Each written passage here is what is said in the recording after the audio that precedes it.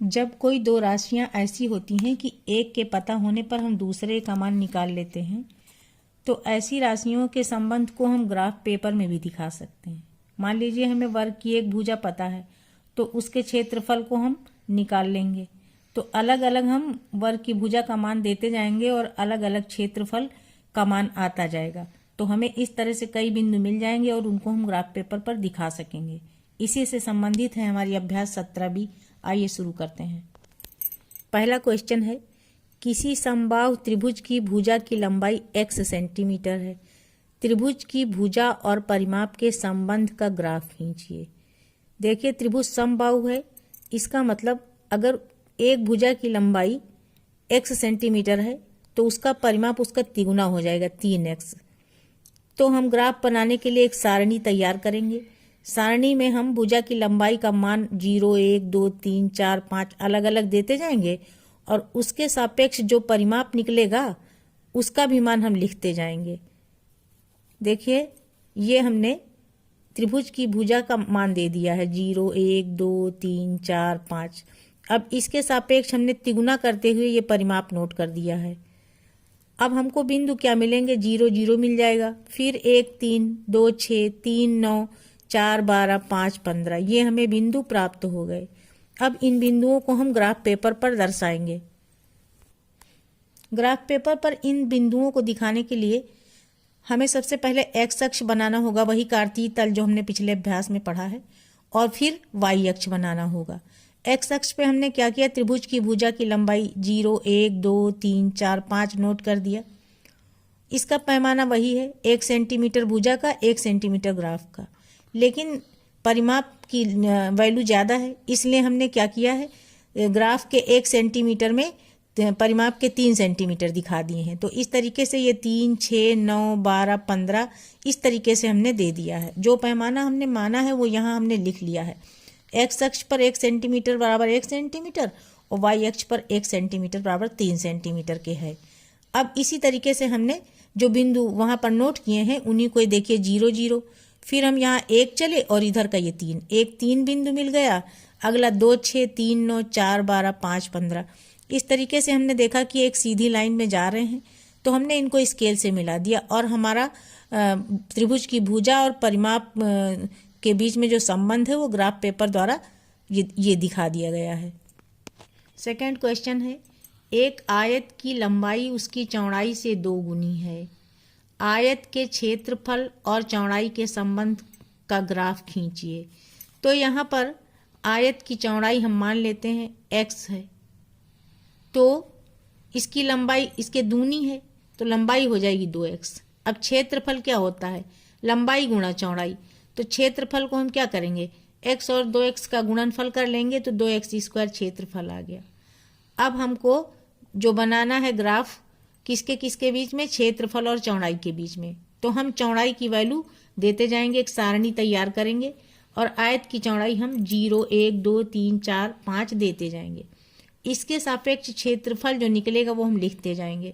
यहाँ पर जब हम 1 दे रहे हैं आयत की चौड़ाई, तो क्षेत्रफल में x की वैल्यू 1 रखेंगे, तो 2 और 1 का गुणा 1 आ जाएगा। ये हमने यहाँ पे 2 रख लिया।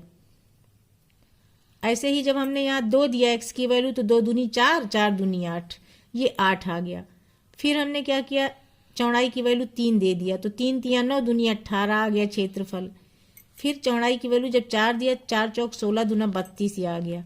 ऐसे ही जब 5 दिया तो 5 पचे 25 दूनी 50 आ गया क्षेत्रफल। अब हमको ग्राफ बनाना है जिन बिंदुओं को, वो बिंदु मिल गए हैं 0, 0, 1, 2, 2, 8, 3, 18, 4, 32 और 5, 50। इनको हम वैसे ही पैमाना मान करके ग्राफ पेपर पर खींच लेंगे। हमने ग्राफ बनाने के लिए इसमें भी x और y अक्ष तैयार कर लिया है।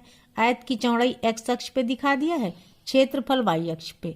अब हमको क्षेत्रफल 50 तक ले जाना है, इसलिए 1 सेंटीमीटर में हमने 5 इकाई दिखा दिया, 5 वर्ग इकाई। क्षेत्रफल का मात्रक वर्ग इकाई होता है। 5, 10, 15 इस तरीके से यहाँ करते करते 50 तक हमने यहाँ दिखा दिया है। अब हमें पहला बिंदु जो है 0, 0 बनाना है, वो तो ओरिजिन ही होगा यहाँ पे। फिर दूसरा बिंदु 1, 2 है, तो 1 इसका कितना हो जाएगा? यहाँ तक 5 है, 5 में 10 खाने हैं, तो 1 चले आए, 2 बनाना है, 2 में 4 खाने होंगे, तो यहाँ हमने 4 खाने गिन लिए, 1 2 यहाँ बना दिया। अगला 2 8 बनाना है, तो 2 तो एक्स अक्ष पे पहले चले, 8 के लिए हमें क्या करना है, 16 खाने गिन लेने हैं, 10 और 6 16, तो ये 2 8 बन गया। इसी तरीके से हमें खाना गिन गिन करके सारे बिंदुओं को प्लाट कर देना है, 3 18, 4 32 और 5 50। फिर ये एक सीधी लाइन में नहीं मिल रहे हैं, ये थोड़ा सा कर्व टाइप में ये जा रही है लाइन, तो ये संबंध दिख गया ग्राफ पेपर पे। 200 रुपए का 3% वार्षिक ब्याज की दर से साधारण ब्याज और वर्षों में समय के संबंध का ग्राफ खींचिए। यहाँ पर हमें वैसे ही 0 1 2 3 4 इस तरीके से वर्ष का मान देते जाना है और उसके सापेक्ष साधारण ब्याज हमको निकाल लेना है। अब मान लीजिए हम 1 वर्ष समय दे रहे हैं, तो इसके लिए मूलधन तो 200 रुपये ही रहेगा। साधारण ब्याज का ये सूत्र है, मूलधन गुणा दर गुणा समय बटा 100। तो पहले वर्ष के लिए मूलधन तो 200 ही रुपये रहेगा, दर भी 3 ही रहेगी, लेकिन समय 1 हो जाएगा और बटा 100 जब हम करेंगे तो इसको सरल करेंगे तो ये आ जाएगा 6। इसका मतलब है 1 वर्ष के लिए साधारण ब्याज आ गया 6 रुपये। अब जब हम 2 वर्ष के लिए निकालेंगे तो यहाँ पर ये 200 तो रहेगा ही, ये 3 भी रहेगा, समय 2 वर्ष हो जाएगा और बटा 100 कर लेंगे तो ये आ जाएगा 12। ऐसे ही हम हल करते जाएंगे अलग अलग वर्ष का मान देके। तो 2 वर्ष के लिए यहाँ 12 रुपये आ गए, 3 वर्ष के लिए 18 रुपये, 4 वर्ष के लिए 24 और 5 के लिए 30। अब वैसे ही हम इसका ग्राफ बना लेंगे, जैसे ग्राफ पेपर में हमने वैसे ही 0 0 1 2 3 4 5 इधर एक्स अक्ष पे हमने वर्ष दे दिए हैं और इधर जो हमने वाई अक्ष बनाया है उस पे साधारण ब्याज दिखा रहे हैं। तो यहाँ पर 1 सेंटीमीटर हम 5 रुपए के बराबर दिखा रहे हैं, तो 5 10 15 20 25 अधिकतम हमको 30 दिखाना है, तो 30 तक बना लिया है। हर क्वेश्चन में पैमाना लिखना जरूरी होता है। एक्स अक्ष पर हम 1 सेंटीमीटर 1 वर्ष के बराबर दिखा रहे हैं, वाई अक्ष पर 1 सेंटीमीटर 5 रुपए के बराबर, और उसी नियम से हम सारे बिंदुओं को प्लाट कर रहे हैं। जैसे पहला हमारा 0 0 है, फिर 1 6 है, फिर 2 12 है और 3 18, 4 24, 5 30।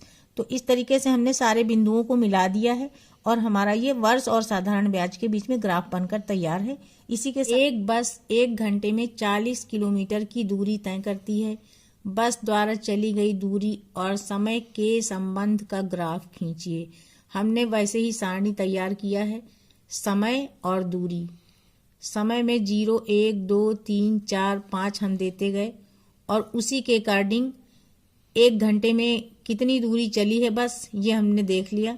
1 घंटे में 40 किलोमीटर, तो 2 घंटे में 40 दूनी 80, 3 घंटे में 40 तियां 120, 4 घंटे में गुणा कर लिए 4 से 160 आ गया, 5 घंटे में 200 किलोमीटर चली है। अब हमें जो बिंदु मिले हैं तो ये 0 0 1 40, 2 80, 3 120, 4 160, 5 200। अब इन बिंदुओं को हमें ग्राफ पेपर पर प्लाट कर लेना है। एक्स अक्ष पर 1 2 3 4 5 घंटे में समय दिखा दिया है और वाई अक्ष पर दूरी दिखा दिया है। पैमाना एक्स अक्ष पर 1 सेंटीमीटर बराबर 1 घंटा मान लिया है और वाई अक्ष पर 1 सेंटीमीटर पर 20 किलोमीटर हमने दिखा दिया है। इसी के अनुसार हमने सारे बिंदुओं को प्लाट कर लिया है। पहला बिंदु 0 0 है, दूसरा 1 40, तो 1 यहाँ 40 इसके सिधान में। ऐसे ही सारे बिंदुओं को यहाँ तक हमने प्लाट करके मिला दिया है और ये ग्राफ तैयार हो गया है समय और दूरी के बीच में। लास्ट और 5वां क्वेश्चन है, एक साइकिल सवार द्वारा नियत समय अंतराल में तय की गई दूरी का निम्नवत दूरी समय ग्राफ देखकर निम्नांकित प्रश्नों का उत्तर दीजिए। पहला प्रश्न है, समय 2 बजे 3 बजे 4 बजे 5 बजे यात्रा की प्रारंभिक स्थिति से दूरी बताइए। अब यहाँ पर हम ग्राफ पेपर को ध्यान से देखेंगे। इधर समय दिखाया गया है एक्स अक्ष पर और वाई अक्ष पर दूरी दिखाई गई है। समय 2 बजे दूरी अगर हम देखें तो ये 2 है और इधर ये बिंदु है 2 बजे और इधर 100, तो 2 बजे 100 किलोमीटर की दूरी तय की गई है। ऐसे ही 3 बजे का अगर हम देखें तो 3 बजे दूरी तय की गई है 150 किलोमीटर, और 4 बजे का अगर हम देखें तो 4 बजे ये देखिए 200 किलोमीटर की दूरी 4 की सिधान में है, और 5 बजे है 250 किलोमीटर की दूरी। ये ग्राफ देखकर साइकिल सवार द्वारा यात्रा के दौरान आराम करने का समय अंतराल भी बताइए।